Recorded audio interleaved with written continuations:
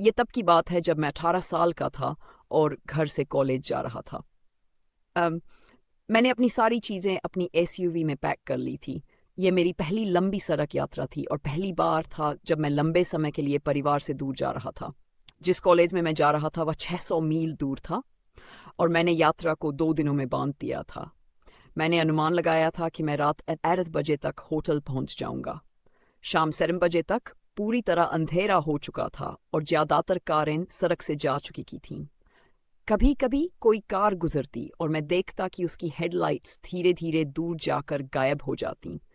जैसे जैसे मैं थकने लगा, मैंने फैसला किया कि अगले गैस स्टेशन पर रुक जाऊंगा। 10 मिनट बाद मैं एक गैस स्टेशन पर पहुंचा जो बिल्कुल सुनसान जगह पर था। वहां सिर्फ कुछ पंप थे और एक छोटी सी दुकान थी।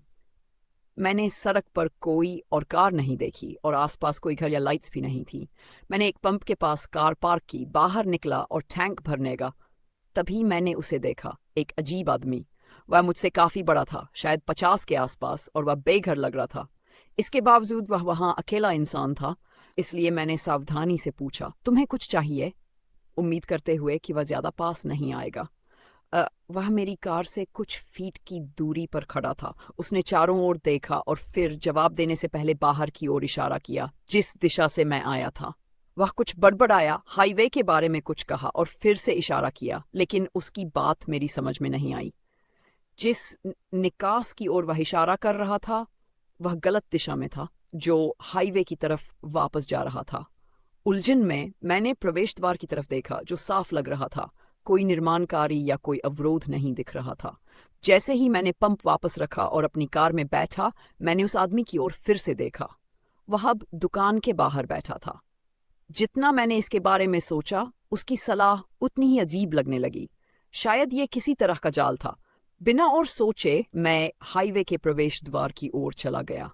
मैंने देखा कि सभी स्ट्रीट लाइट्स बंद थी और मैं धीरे धीरे चलने लगा, सोचते हुए कि शायद वहां कुछ निर्माण कार्य हो या कुछ और गलत हो।